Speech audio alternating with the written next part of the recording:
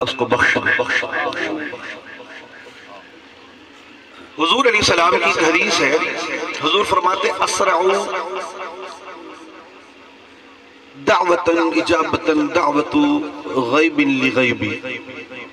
حضور فرماتے ہیں جلدی دعائیں جو قبول ہوتی ہیں ان میں ایک یہ ہے کہ بندہ موجود نہ ہو، اس کے پیچھے اس کے حق میں دعا مانگی جائے۔ سبحان اللہ۔ ایک اور حدیث حضور فرماتے ہیں خیر الناس من ينفع الناس، تم میں سے بہتر وہ ہے جو دوسروں کو زیادہ نفع پہنچائے۔ اور ایک مشہور حدیث ہے، حضور فرماتے ہیں مل میت فی قبرہ الا کالغریق المتغوث۔ حضور علیہ السلام فرماتے ہیں قبروں میں میتیں اس بندے کی طرح ہوتی ہیں جو ڈوب رہا ہوتا ہے اور وہ فریاد کرتی ہیں ہمیں ہلاکت سے بچاؤ۔ حضور یہ میجارٹی کی بات کر رہے ہیں، فرمایا قبروں میں میتیں اکثر آہو فغاں کرتی ہیں کہ ہمیں بچاؤ، ہلاکت سے بچاؤ۔ کیسے بچائیں؟ ایک بار درود ہی پڑھ دو، ایک دعائی بھیج دو۔ سرکار فرماتے ینتظر دعوتاً تلحقہ او ابن او امن او اخن او صدیق، فرمایا قبر کے اندر میت انتظار کرتی ہے کہ مجھے میرا باپ دعا دے۔ میت قبر میں انتظار کرتی ہے میری ماں دعا مانگے، قبر میں میت انتظار کرتی ہے میرا دوست میرا بھائی دعا مانگے۔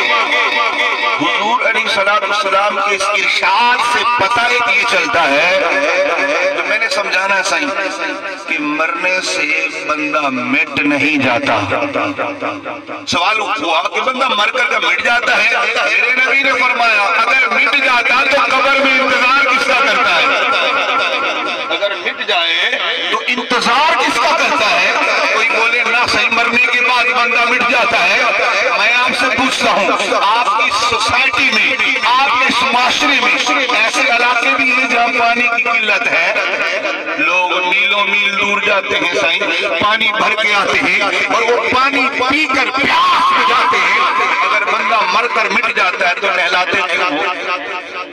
ان لوگوں کو پانی دو نا جن کو پانی کی حاجت ہے۔ تو اگر مر کر بندہ مٹ گیا تو پانی ڈال کر نہلاتے کیوں ہو؟ آپ کے معاشرے میں زندہ بندے کو کپڑے کی ضرورت ہے، اگر بندہ مر کر مٹ جاتا ہے تو کئی گز کپڑا ضائع کیوں کرتے ہو؟ اگر مر کر مٹ رہا ہے تو کپڑے ضائع کاہے کو کرتے ہو؟ اگر جناب مر کر بندہ مٹ جاتا ہے تو اسے نہلاتے کیوں ہو؟ وہ جلندری بولا تھا نا جی کہ جہاں میں قطرے کو ترسایا گیا ہوں، جہاں میں قطرے کو ترسایا گیا ہوں وہاں ڈوبا ہوا پایا گیا ہوں۔ اگر مجھے تم نے یوں ہی مٹی میں ملانا تھا کاہے کو نہلایا گیا؟ اے لوگوں اگر مجھے مٹی میں ہی ڈالنا تھا تو کپڑے کاہے کو پہناتے ہو؟ اگر مٹی میں دبانا تھا تو نہلاتے کیوں ہو؟ اگر مٹی میں دبانا تھا تو خوشبو کیوں لگاتے ہو؟ مٹی میں ہی دبانا تھا کاہے کو میرا جنازہ بناتے ہو؟ کیوں کپڑے اٹھاتے ہو؟ کیوں شریعت کا حکم ہے جب میت اٹھاؤ جھٹکا نہ لگنے دو۔ اگر بندہ مر کے مٹ رہا ہے تو جھٹکے سے کس کو روکا جا رہا ہے؟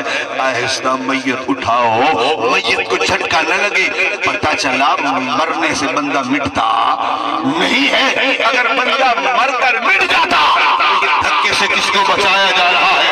ایک حدیث ہے صحیح، حضور فرماتے تعادو تعابو والتوفہ دو، تحفہ لو پیار بڑھے گا، تحفہ دو تحفہ لو پیار بڑھے گا، تحفہ دو تحفہ لو محبت بڑھے گی۔ اور حدیث ابھی بزرگوں نے بھی تلاوت کی کہ تحفۃ المؤمن الموت، بندہ تحفہ دے بندے کو تو محبت بڑھتی ہے، اور خدا بندے کو تحفہ دے رہا ہے تو کیا بندہ مٹ جائے گا؟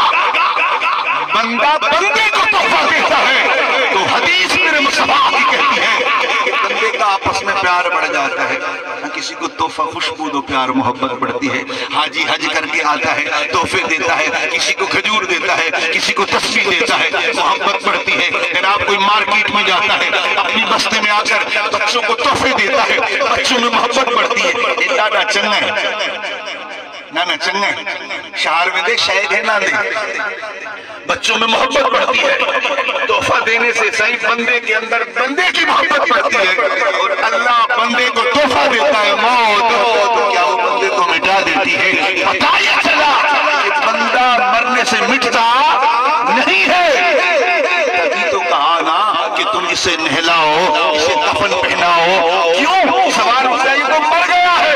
عرش سے آواز آتی ہے، اے بندہ خدا، اس کو نہلا، اس کو کپڑا پہنا، تو قبر میں رکھ کے پلٹ آئے گا، قبر میں میرے یار نے آنا ہے، اسے دیدار کرانا ہے، یہ مٹا نہیں ہے، اسے نہلا کر پیش کر دو۔ یاد رکھے مرنے سے بندہ مٹتا نہیں ہے۔